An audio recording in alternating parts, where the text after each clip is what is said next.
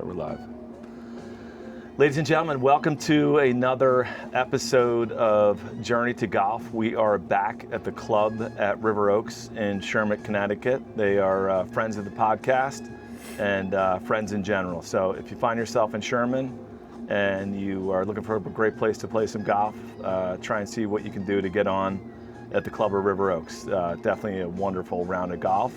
And actually the first time I met our guest, he was the esteemed pro here at the club at River Oaks. So without any further ado, I'm going to introduce our guest, Glenn. Take it away. I don't want to mispronounce your last name, Glenn Fanara. Hi, everybody. Glenn Fanara. It's nice to be here. Nice to be back here. I feel like I would have messed that up. Nah, it's... Yeah. And I think I've only ever called you Glenn. You know what? That's all I need to call Yeah. We should probably maybe think about G-Flex once in a while. Once in a while. Why not? Okay. It's all relative. Well, I appreciate you being on the podcast. Yeah, thanks for appreciate having you me. being here. I think we're going to see a beautiful sunset. We got the course behind us. We got the cart barn behind us. Easy for me to say, obviously. And it's a beautiful summer afternoon. So That it is. So Glenn, currently you're at Waccabuc in Waccabuc, New York. okay. It's kind of Westchester County. It's in Putnam County. It's like Okay. the north end of Westchester. Okay. Yeah. Okay. So And it's a neat spot. Good place to be. okay, and pretty all around club, like Yeah, it's golf it's or a true more than country golf. club. Okay. Golf, lake, tennis. Oh, nice. So, Okay. Yeah, it's All right. a vibrant, active place. Okay, awesome. So perfect fit for you then. Totally. Vibrant, active pro. I love it.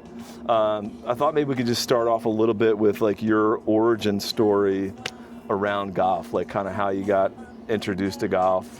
Maybe like, did you start playing early, young, late? Yeah, just- totally. yeah. It's an interesting journey through the game of golf. You know, like a lot of kids, my dad tried to get me started when I was 9 or 10. Okay. Put me in a summer camp. Started a week late, so it was like behind the 8 ball already. Didn't gravitate towards it immediately, Yeah. but stuck it out. Did that for a couple of years, and then strove to get good enough to be able to play with my dad. Oh, cool. And that was like my only goal initially.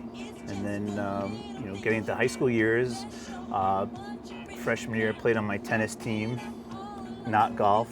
And then one day I came home on the bus, and one of my bus mates had a dozen Titleist Tour Balladas. Wow. And I'm like, dude, where did you get those? Yeah. And he said, we got them for playing on the golf team. I said, that's it. You weren't getting tennis switching to balls golf. playing on So, no. Well, I tell people all the time, like, my expansion into a golf career was based around getting a 3 dozen Tour Balladas because I switched from tennis to golf, played on the high school golf team after that, and that's where it all started and continued. My first job at a golf course was called Hot Pug Country Club. Oh, yeah. I was a dishwasher there. Oh, wow. And me and my high school buddy, we took the job basically so we could play golf, golf. yeah. And we washed dishes, and then we weren't washing dishes or weren't working, we played golf, and they let us play all the time. Oh, that's awesome. And that was great for a few years, and then started caddying at a country club on Long Island. That took me like right through college. Okay. And then went to school for special ed and elementary ed, and right after 9/11, I'm like, I gotta get out of here. Like, Yeah. I didn't want to be trapped in Long Island in New York, and I went down to Florida without a job. Got a job at Medalist, which is in Hope Sound, Oh, wow. Florida. Caddied there. I did not know that. I was there for, That's a special track. it's a pretty special place. Yeah. Great golf course. It took me all of 2 years to break 80 there. So it's a tough track. It was Greg Norman's spot at the time. Okay. Oh, that's cool. And it was just a legit spot. And I think halfway through my second year, I sprained my ankle so bad that I had to look for something else golf involved. And I had a friend whose uncle was a member at Iron Horse in West Palm. Okay. Applied for that job, and part of the reason I got the job is because my friend's uncle was there and met the pro, and he hired me. Very cool. It's also a funny hiring because the job was listed as basically a merchandiser's position, not a golf professional, but it was like entry-level golf pro, someone who can fold shirts and sit behind a counter and be nice to people. So you felt like you were qualified for that? I knew I was qualified immediately. Now, caddying, you have to have some great stories caddying, no? There's like because I know like some of the places I've caddied, like I would imagine, like, you know, I've not not that I've caddied, but where I've had caddies, like at Old Memorial, for instance, like those caddies are taking action on the players, and like yeah, there's some places where the caddies will have a match against their players, and it's kind of funny when you're out with 4 guys that are having a nice 2-on-2 match, and like, you know, one of the guys like, oh, pick that up, it's good, and the caddy's like, whoa, we gotta see this one go in. We got more riding on this than you do, because they might be playing like a $5 Nassau, and the caddies are like, have a $50. That definitely happens. Oh, that's but yeah, awesome. it all comes out on the golf course. That's what makes golf great, is like, it's a true test to who a person is. I think that's why people play it for business, because like you figure someone out pretty quickly on the golf course. Yeah. Like, this guy's cool. When he hits a good shot, you know, he's pretty humble about it. Yeah. If he hits a bad shot, he shakes it off. You know, he encourages you. Or the guy that is the other direction, like fluffs his ball up when no one's looking, or like constantly trying to like. It's amazing how golf is truly like a metaphor for life, right? Like you find out so much. It's so.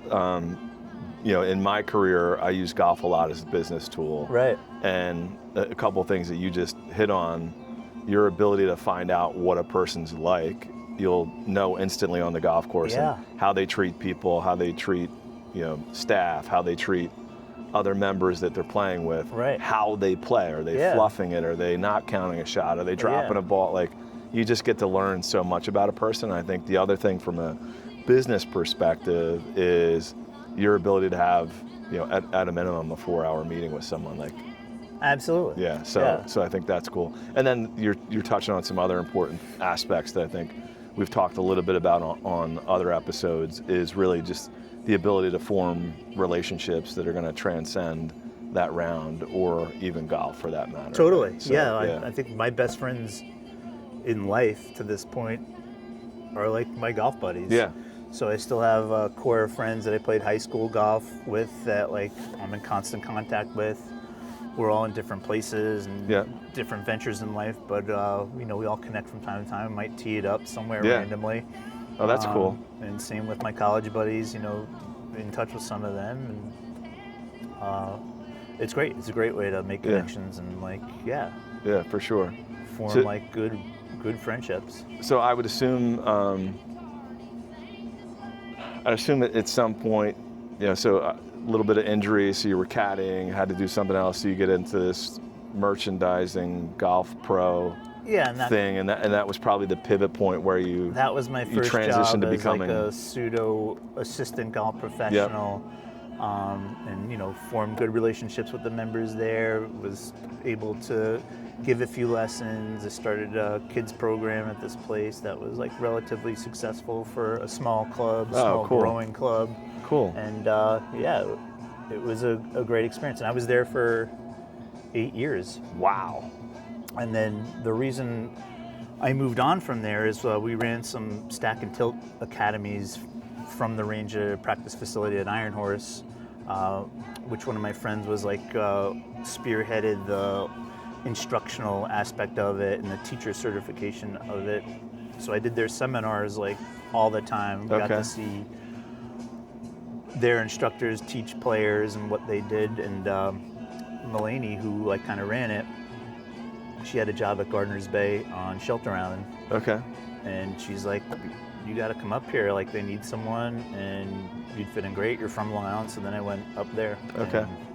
So that got you back up north then? Got me back up north, got me going back and forth again.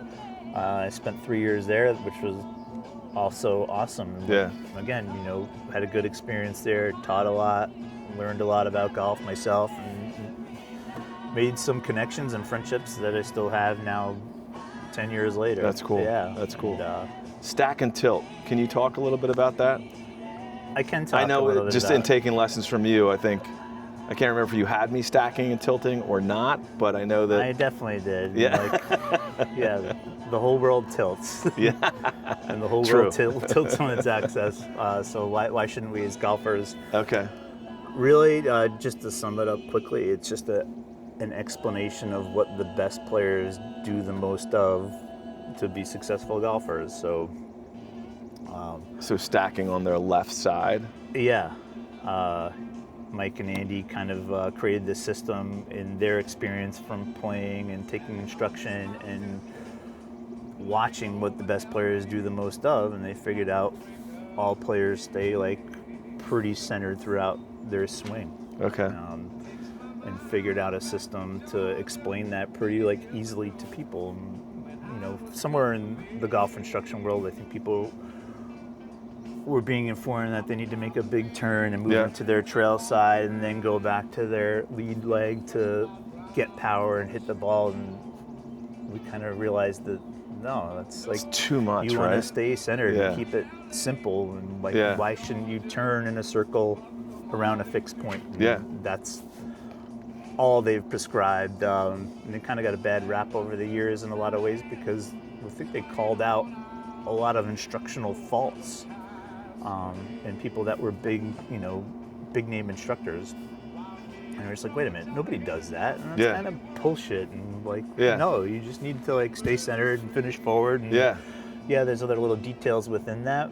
And it can get as complex as you want, but it can be that simple, just like a centered golf swing. Yeah, and that's what I've always found that in my lessons and any of the work that I do with any pros, just the simpler you keep it, the better off I am. Yeah. It's like when you start to mix too many things. Right. So I think that's one of the things I enjoyed in the lessons that I had with you. Yeah. The stack and tilt. And I can also tell you that here at River Oaks, I probably shot one of my best rounds after a stack and tilt lesson, I think. Awesome. So first time I broke 90, I think I shot an 84 or an 86. Yeah, that's great. Somewhere in there, Yeah. So I know it definitely helped me, and I think the thing I found most useful is I was hitting clubs further.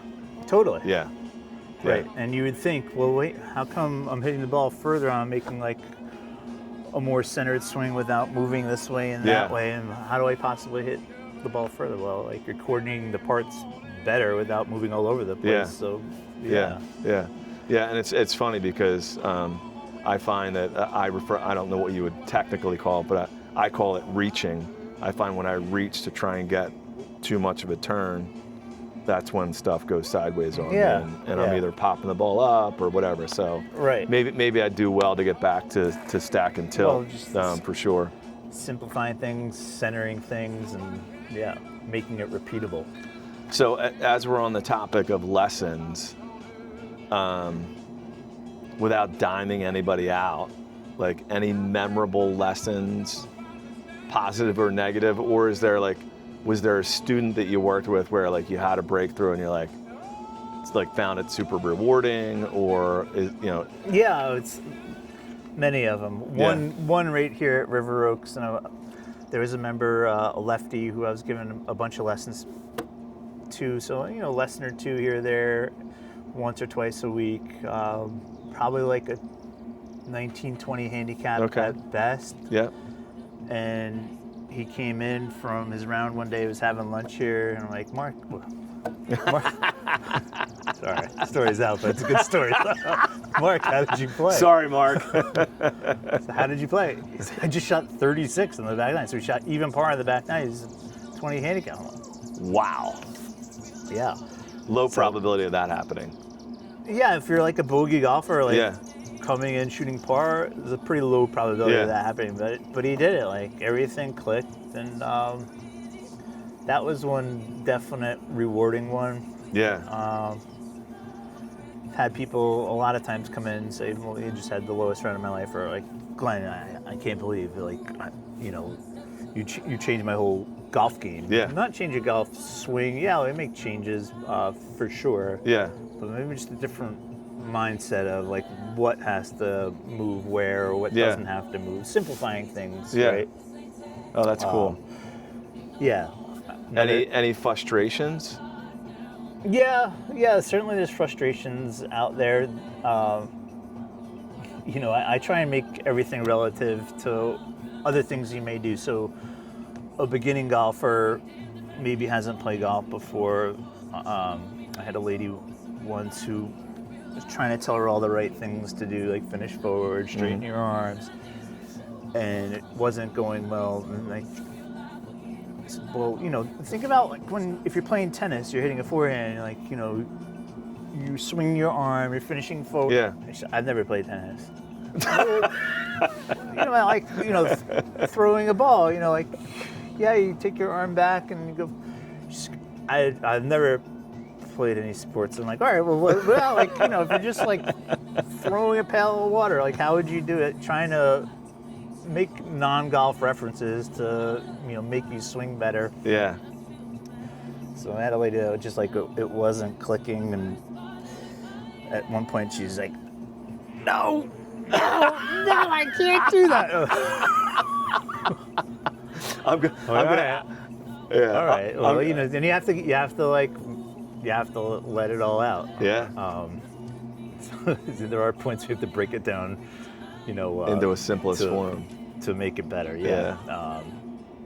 I'm gonna out myself. I had a pro at one point in my career, if I can call my golf journey a career.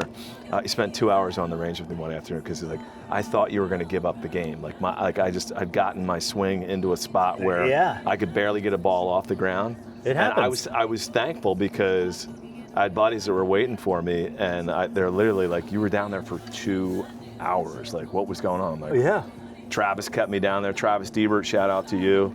Sorry to do that on your episode, but Travis really helped me out and stuck with it. I'm sure it sounds like you were doing that with this particular member. And it happens. Yeah. And like in a perfect world, I'll tell you 2 or 3 things in the course of a half hour or an hour that will make your game better. Yeah. Does it always happen? No. Is it sometimes big changes or big thoughts or thought changes that people have to go through? Yeah, it's and it doesn't always translate immediately, but it shouldn't. Yeah. Us as golf professionals, well, I mean, even the last few days I had a lesson. It was a half-hour lesson.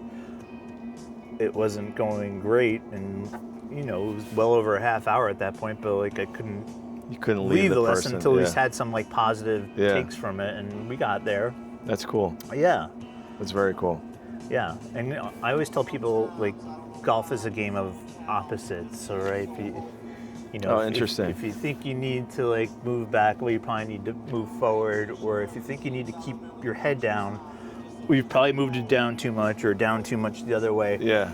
And as much as your friends try and help you, all your friends and family have the same common catchphrase. Well, you picked your head up, or you didn't stay leaned over it. You were all arms.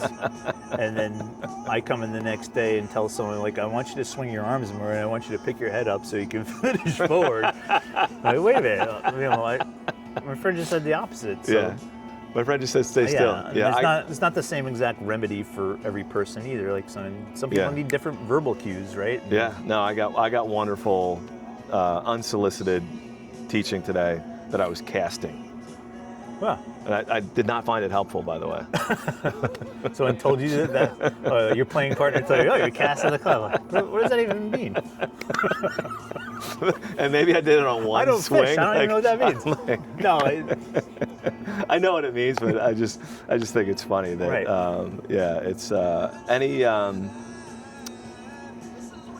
any like personal victories for yourself, like in a match or in a tournament, that stand out where maybe you were behind and came back, or you had low expectations and because you had low expectations you just crushed it? Or I think one of my greatest comebacks. we got a match going on behind this. That match right back there is probably, hopefully those guys don't see us up here. We may have some unexpected guests. I think maybe the thing that maybe made this all come to fruition and made me think towards gravitating more towards golf as like my favorite pastime and my career path my senior year in high school, it was the Catholic League High School Championships for golf. Cool. And I didn't even have a handicap, but I played on the golf team. We'd play 9-hole matches all year, and this was like our 18-hole finals. Oh, wow. And I think it was Hempstead Country Club. The tournament was held at. And I had 9 putts on the front 9. And, wow. You know, I don't even think I'd ever broken 80 before. And everything went in. You know, I chipped in once or twice. I one putted almost all the greens. Yeah. And I made the turn. I was like 1 under par. It was like uncommon territory for me at the time. And then did that freak you out a little bit? Yeah, it makes you a little bit nervous, right? Because now you have an expectation, right? Like, whoa. Yeah. Maybe I'll win this thing. Well, it's still, at that point, I knew even if I stumble in, it was still going to be the best round of my life. Yeah. But I held it together for the back 9, shot 74 in the tournament, which was the lowest round to date at that point. Oh, that's really cool. Got into a playoff against my high school teammate, and won on the first playoff hole. So like, wait, hang on, maybe this is something. Maybe I got something here. Yeah, and luckily I never got to like a level much better than that. So there's never tour aspirations. Okay, that was one of my questions. I knew golf was maybe for me at that point. Yeah. And always loved the game, and like loved the relationships you make. Yeah. Love the challenge of getting better all the time, right? Yeah. And golf is never the same. No 2 days are the same. No 2 rounds are the same. So it keeps you on your toes, and you're always striving to get better and again, take the good with the bad. Yeah, that echoing of life, right? Like, echoing, for sure. For sure. Well, I think even interesting, right? Like, you're not the pro here anymore, but we are. They're letting us host the podcast here. Like that, that says something about you, and then says something about the relationships that you're able to form. When I came in, I saw a bunch of people I hadn't seen in a while. Like, oh my God, what are you doing here? Yeah. How are you? And you catch right up. Yeah, that's cool. You like to think, wherever you've been, as long as you had a good experience there, like you take something from it, and you make some lasting relationships. And I've certainly striven to do that as much as anything else. Favorite course you've played? Favorite course I've played? That is a tough question. Oh. Yeah, I'm kind of biased to places I've worked. A few years ago, I took guys from here to TPC at Sawgrass. That was pretty awesome. Oh, that's cool. They have this thing called the Pro-Am Series where, the pro takes a group of guys and you play a 2-day tournament. Sawgrass was pretty special just because of the familiarity with the club and playing the 17th hole at Sawgrass for real. How'd you do on the island green? 2 days in a row, I hit the green and made par. Nice. So, yeah. Not in tournament conditions, not in those tour conditions. Yeah. But that was a big feat in itself. And it's got to be special when you can take people to places like that too, right? Totally. Yeah. And then the year before, I took guys from here also, same Pro-Am Series golf. Took them to Las Vegas, and we did. What clubs did we do? Well, TPC Las Vegas. Mm-hmm. The one where. Shoot, I can't even think of it. Spanish Trail? No. Valley High? I had played Valley High on a different event. That was on a bachelor party. It's another story for another podcast, probably. But we played this 3-day Pro-Am, and then me and one of the members here, who's actually just finishing right now, we stayed an extra 2 days, and we played Cascada 2 days in a row. Ooh. And that was pretty special golf. Yeah. So I'd rank that place as up there as well. Okay. Some pretty good company. Yeah, it's tough to I love golf. Every golf course is a little bit different. Like a favorite, I don't know. I played Seminole. That's awesome. Medalist. Beats you up tough. Medalist is near and dear to my heart because I did spend a couple of years there. Yeah. The Creek, I would say the Creek is definitely one of my favorites also because, I kind of learned the game there. Like, you know, Okay. that's where I first started caddying as a Yeah. kid. Didn't know what I was doing, just like carrying a bag for some rich dude, like hoping he doesn't get mad at me. Hoping you had on the right club. And I stayed Yeah. there through high school and college, and Okay. had a lot of good experiences there. That was probably, just to backtrack a little bit, you guys like best round or experience. It was a casual round, but it was one of the Mondays where we didn't have an outing there, and we went out and played, me, the caddy master, and a couple other guys. And we were going along, and I like birdied 1, I birdied 2, and par, then birdied 4, birdied 7. Whoa. So all of a sudden, we're on 13, and I'm 5 under, and I'm like, it was another first. You know, Yeah. I wasn't an 18-year-old kid anymore. I was probably like 20 or 21, but I'd certainly never been 5 under. Yeah. And I missed the green on 13, which is a dogleg right out back by the Sound. Okay. And I go, oh, here you go. And I'm short-sided behind a bunker, and I chip it in. So I go 6 under. And now I'm ready to like crap my pants, because now it's definitely uncharted territory. And the 14th hole there is the toughest, one of the toughest on the golf course, because there's water on the left. There's like a creek that runs across the whole of the creek. Yeah. And I hit a good drive. I'm like, oh God, and I'm like halfway home here. Screwed up the hole from there. Screwed up the rest of the round from there, but I was 6 under. 13 holes there. I think I 3-putted the last hole to shoot 70, which again was at that time, you know, it's Phenomenal 19, round. 20 Yeah. years old, and like, well, golf wasn't even on the radar as like a career path, Right. but maybe somewhere in there, like, wait a minute, you know, Yeah. this is That's kind cool. of awesome. And Yeah. maybe this could go somewhere. Yeah. That's Certainly cool. not as a tour player or anything Yeah, yeah, like that, yeah, but you know, yeah. playing at a level to where you can kind of hold yourself and maybe hopefully make people better. Yeah. Oh, that's awesome. Yeah. Hole-in-ones ever? 2 hole-in-ones. Oh. Both when I was like 18, 19 years old. Okay. In college.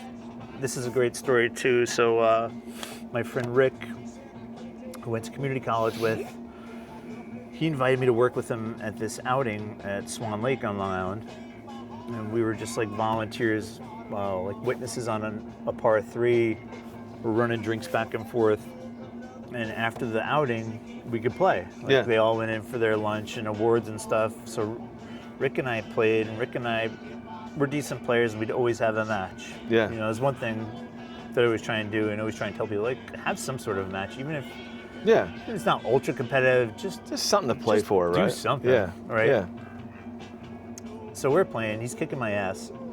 And after 9 holes, I'm like 3 or 4 down, we're by the parking lot, and I say, Rick, let's go, man. We've had a long day. You're kicking my ass. I'll pay for the whole match. Let's just go. And Rick's like, come on, dude. We'll scratch the match. We're having a good time. We'll just play. Yeah. All right, whatever. Scratch the match. We'll play. 16th hole, I knocked a pitching wedge in from like 140. My first hole in one.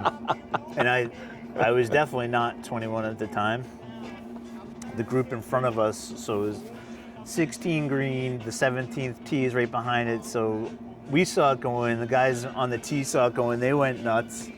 They were waiting for us at the bar when we got in. And, you know, I'm like worried. Like, I'm not 21 years Yeah. old. Like, how am I going to buy guys drinks? Yeah. We figured out a way to make it happen. Most good golf Yeah. courses will, right? And then the second hole in one, another course right down the road in Long Island, Pine Hills. Different college, because I went to a school called Dowling on Long Island after community college, Okay. and played with my coach, another player in the team, and the head pro from Pine Hills. And we're playing. I'm kind of just ho-humming around, pars and bogeys, not playing great. The head pro is playing pretty well, like making these amazing shots, and you know, he was the golf professional and pretty reputable one. Yeah. And we get to 17. It was like 160. I hit an 8-iron. It was probably longer back then when I was a kid. A big, long, lanky swing. Yeah. Hit an 8-iron. It looked like it was right at the flag, but we get up there, couldn't find it. And we're looking around, and it's in the hole. And I kind of made the joke, oh, I think I needed that to break 80. And I did, I think. Like, I ended up shooting a 78 with a hole in one. Like, not a career day, but a hole in one. Yeah. So after that, the pro went into his office, and I go in and say, "Hey, Jimmy, it was great playing with you. Do you think I have the scorecard?" He goes, "No." All right. He didn't want to give me the scorecard because he had his personal best there. He shot 63 or 64, and Pinos is a tough course. Yeah. And I'm like, all right, I get it. You know, like, Yeah. you slayed it out there for 18 holes. I have one good one, shot. One good shot, yeah. But that's all it takes. One good shot. One good shot keeps you coming back, right? Yeah. That's the amazing thing about golf. Any advice to other folks maybe thinking about golf as a career? Outside of being a tour pro, right? Outside of being a tour pro, I think if you're good enough to be a tour pro and have the means to do it, certainly follow your dreams. Yeah, I mean, you know, you've heard this before. If you love what you do, you never work a day in your life, right? Yeah. So that's kind of where I'm at, and that's where I've been for a while, and I love what I do. Yeah. I try and make people better at golf. I play golf. Yeah. You know, we're at a club where you're trying to make everyone's experience day to day just better, like brighten up people's days. You should do that in whatever you do. Yeah. But you definitely get to do it. But if you love golf, there's certainly a lot of different paths you can take. Yeah. And as we said, it is like a little bit of a walk of life. It's not just playing 18 holes. It's a culture. It's a community. Mm-hmm. You develop relationships, and I would say there's a lot of positives. Sure. Into going that route, if that's what you like to do. Cool. Yeah. And then I meant to touch on this earlier and we didn't, so I'll come back to it. Bucket list course. Bucket list course, probably, you know, all the ones that people say. Like, I'd certainly love to go to Pebble Beach and play there. That's a consistent one, yeah. St. Andrews for sure. Mm-hmm. Some of these places, like on the East Coast, are pretty crazy now. Like, well, obviously, I grew up playing Bethpage Black, which is probably backtracking would say was also one of my favorites because, you know, it's so real golf, hard, it's public golf, and it's so good and so challenging. Aside from that, I don't have bucket list places. You know, I have bucket list people I want to play with, like you. Yeah. And I think that's another important thing to touch on. It's not necessarily where you play; it's who you're playing with, and like it's amazing. You know, you can join. And certainly, I've been there. I'm sure you've been there too. And I think we've talked about it. You know, there's country clubs that are really nice golf courses, like, but you can't pick up a game, and like you don't even want to go inside afterwards. So it's as much about the course you play, who you're with, and just the vibe, right? Totally. Like, this should be fun. It shouldn't be uptight. Yeah, there's certain rules that you can have. And, like, people should be dressed nicely. Sure. And, you know, respect the game. Yeah, respect the course, respect the game. Yeah. But no one should be more uptight than they need to be about it. Like, let's have fun, right? Yeah, that's a great point that no one's brought up to date. Yeah. So I think it's super important, and I think that's probably a good note to end it on, right? Absolutely, yeah. So, Glenn, thanks so much. Appreciate it. Thank you, Doug. Good times. Thank you, guys. Glove Off Golf, thank you for the sponsorship. Check them out. Really good stuff, and look forward to seeing everybody again soon. Hats on, gloves off. Enjoy.